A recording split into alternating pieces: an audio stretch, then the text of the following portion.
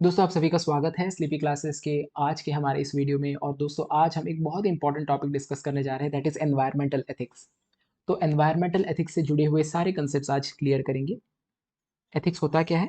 कुछ स्टैंडर्ड्स होते हैं जो सोसाइटी हमारे ऊपर प्लेस करती है और एक्सपेक्ट करती है कि हम उन स्टैंडर्ड्स को फॉलो करें, राइट?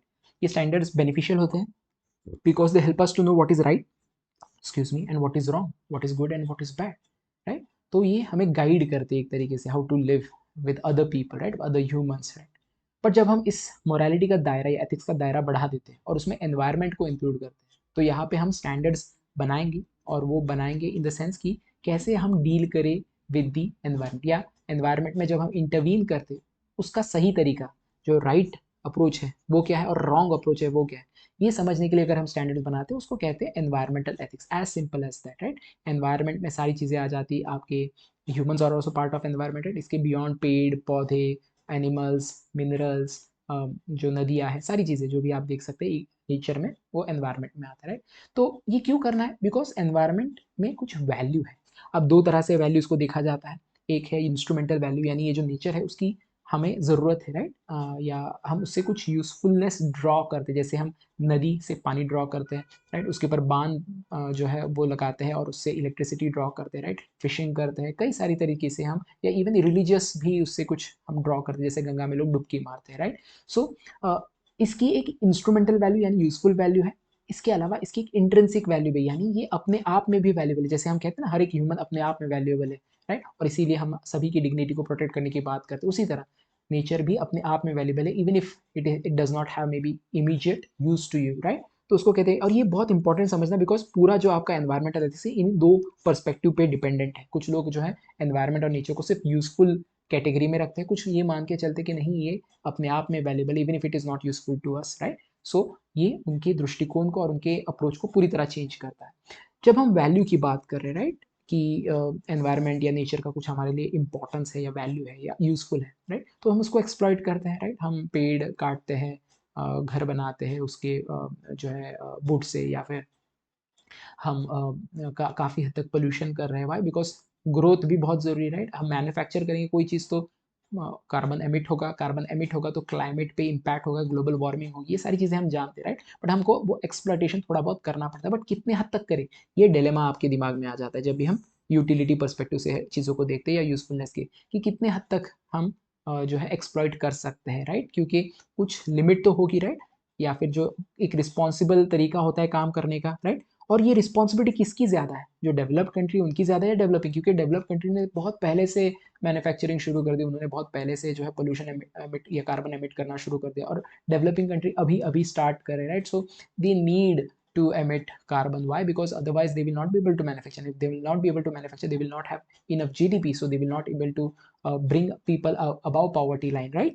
तो ग्रोथ और इकोलॉजी में बैलेंस मेंटेन करना ये हमेशा एक चैलेंजिंग होता है, एक हमेशा डाउट रहता है कि क्या, कितने हद तक ग्रोथ हो सकती है, कितने हद तक हम एनवायरनमेंट को कंजर्व करें। तो ये डिलेमा हमें दिखाई देता है, राइट? तो इस डिलेमा को रिजॉल्व करने के लिए दो प्रिंसिपल्स की को समझने की बहुत ज़रूरत है। वो है एक एंथ्रोपोसेंट्रिसिज्म और दूसरा है इको या बायोसेंट्रिसिज्म। एंथ्रोपोसेंट्रिसिज्म यानी नाम से पता चल रहा है, यहाँ पे ह्यूमन सेंटर्ड व्यू की बात की जा रही है। यानी यहाँ पे जब हम एनवायरनमेंट में इंटरवीन करते हैं, राइट, तो हम ह्यूमंस को ज़्यादा इंपॉर्टेंस देते हैं over the other aspect of nature और एनवायरनमेंट। तो जैसे जब हम पेड़ काटते हैं to clear forest for land use, या फिर हम जब बांध बनाते हैं, राइट, या डैम चढ़ाते हैं ऑन दी नदी, राइट, सो वहाँ पे हम ह्यूमंस के यूजफुलनेस की, यानी वो जो जो भी चीज़ कर रहे हैं, it is useful to humans, right? तो ह्यूमंस को प्राथमिकता दे रहे हो। कई सारे पेड़ कट जाते हैं, कई सारी इकोसिस्टम डिस्ट्रॉय हो जाती है, तो हम उसको इंपॉर्टेंस नहीं दे रहे, राइट? उसको कहते हैं एंथ्रोपोसेंट्रिक।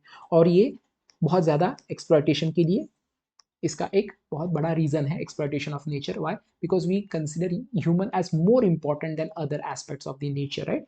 इंडस्ट्रियल रेवोल्यूशन में हमने ये देखा है, राइट? डिफॉरेस्टेशन जो होता है, दैट शोज एंथ्रोपोसेंट्रिक व्यू। दूसरा इकोसेंट्रिक या बायोसेंट्रिक व्यू। यहाँ पे हम कहते हैं नहीं, जो आपने ये डायग्राम देखी, यहाँ पे ह्यूमंस, बर्ड्स, एनिमल्स, नेचर, ये सारे जो है वो इकोसिस्टम या एनवायरनमेंट या नेचर का हिस्सा है, और सभी की जो है इंट्रिंसिक वर्थ है, हर एक की इंट्रिंसिक है, ह्यूमन की जैसे इंट्रिंसिक वर्थ है या वैल्यू है उसी तरह बाकियों की भी, और ऐसा नहीं है कि ह्यूमन की वैल्यू ज़्यादा है, राइट। तो अगर हम इस अप्रोच से जाएंगे तो हम एनवायरनमेंट को कंजर्व कर पाएंगे और बायोडाइवर्सिटी को प्रोटेक्ट कर पाएंगे। इसका उदाहरण है चिपको मूवमेंट।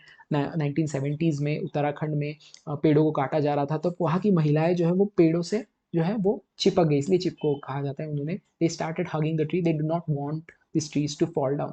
ऑफ कोर्स अगर हम उसको थोड़ा सा बहुत डिटेल में देखेंगे तो उस पेड़ की वैल्यू थी उनके लिए, क्योंकि वहाँ से उनको जो है they would collect forest produce and they would make और what they can make money out of it, right. But अगर इसको थोड़ा और रोमांटिसाइज कर दे और हम ये मान के चले कि वहाँ पे वो जो है पेड़ों को नहीं काटने दे रहा चाहते, because they wanted the trees to live irrespective of whether it was useful or not, because they believe that it has some life and it value, right, जिसको डीप इकोलॉजी कहा जाता है, थोड़ा सा एक स्पिरिचुअल सेंस में चीज़ों को देखा जाता है, राइट। तो यहाँ पे हम क्या कह रहे हैं कि यहाँ पे उसकी इकोसेंट्रिक पर्सपेक्टिव से हम देख रहे हैं, यानी सभी का जो है वैल्यू सेम है, ह्यूमन हो या कोई और हो, राइट।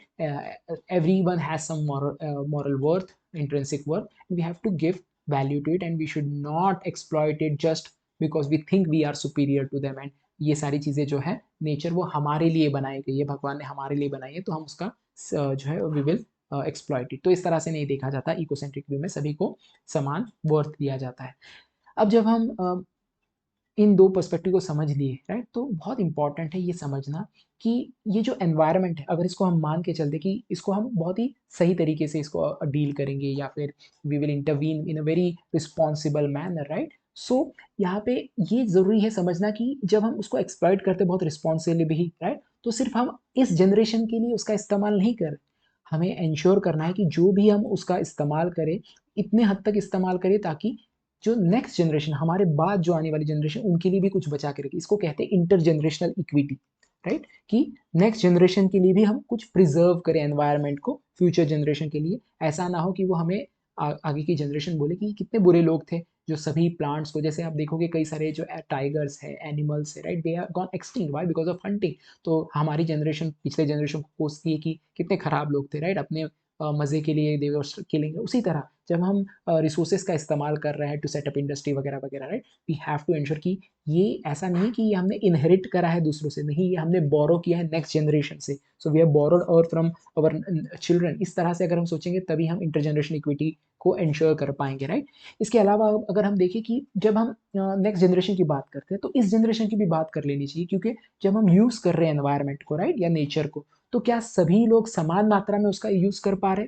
नहीं। इसीलिए environmental justice becomes very important. So for example अगर आप कोई डैम बना लेते हैं, राइट, एक डैम बना लेते हैं, पेड़ जो है वगैरह काटते हैं, फॉरेस्ट काटते हैं, राइट, और फिर उस डैम से जो पानी आता है या इलेक्ट्रिसिटी आता है वो आप यूज़ कर रहे हैं, तो वो जो बेनिफिट है ऑफ दैट एक्टिविटी या उसका जो डिसएडवांटेज है कि पेड़ काटे गए, राइट, तो ये जो बेनिफिट है या जो बर्डन है ये समान है सभी के ऊपर? नहीं। आप देखोगे जो फॉरेस्ट ड्वेलर्स है उनके लिए तो ये नुकसान ही ज़्यादा है, right, because they were dependent on forest and forest has been completely remove, right. और जो शहर में लोग हैं उनके लिए फ़ायदा है क्योंकि वो तो पेड़ जंगलों में जाते नहीं, but they are getting electricity, they are getting water, right. तो जो बर्डन है आपके इंटरवेंशन का और जो बेनिफिट है, क्या वो समान मात्रा में सभी को मिल रहा है या नहीं? इसको कहते हैं environmental justice. So we need to ensure fair distribution of environment benefit and burden, right. So big dam displacing tribal और पोल्यूशन बर्डन ऑन पुअर, इस तरह हम इस चीज़ को देखते हैं, that is environmental justice, right. तो इंटरजनरेशनल इक्विटी भी बहुत इंपॉर्टेंट है, but within the generation itself there has to be some environmental justice. तो ये सारी चीज़ें हमने देख ली। अब when we are dealing with environment, there has to be some framework, some principles that we should follow, right? जो हम ethical standards की बात करें, environmental ethics की बात करें, कुछ principles बताए, कुछ standards या कुछ frameworks बताए जो हमें help करे, right? हमने concepts तो समझ ली। तो ये frameworks है कुछ इस तरह, जैसे पहला framework है sustainable development, यानी जो भी use कर रहे हैं हम nature का वो इस level पे करें ताकि हम balance कर पाए अभी के जनरेशन के नीड को as well as future generation needs को। यानी जब हम इस्तेमाल करें नेचर को या फिर उसका यूज़ करें, उसके एक्सप्लॉइट करें, we should not exploit to a great extent that the future generation is deprived out of it, right? So balance present versus future needs. Next principle है जिसे कहते हैं प्रिकॉशनरी प्रिंसिपल। प्रिकॉशनरी प्रिंसिपल यानी हर एक चीज़ का cost and effect होता है, right. तो आप देखोगे कि when we cut forest what happens is जो कार्बन जो उसको पकड़ता है, राइट, फॉरेस्ट जो है कार्बन को पकड़ के रखता है, अब वो कार्बन जो है वो एमिट हो रहा है, राइट, तो उससे पोल्यूशन बढ़ रहा है, राइट। ये कॉज एंड इफेक्ट समझना आसान है at this point of time, but कुछ ऐसे भी एक्टिविटीज़ होते हैं जो ह्यूमन करते हैं जिसकी इफेक्ट आप अभी नहीं समझ सकते, जैसे GMO. Genetically modified organism, right.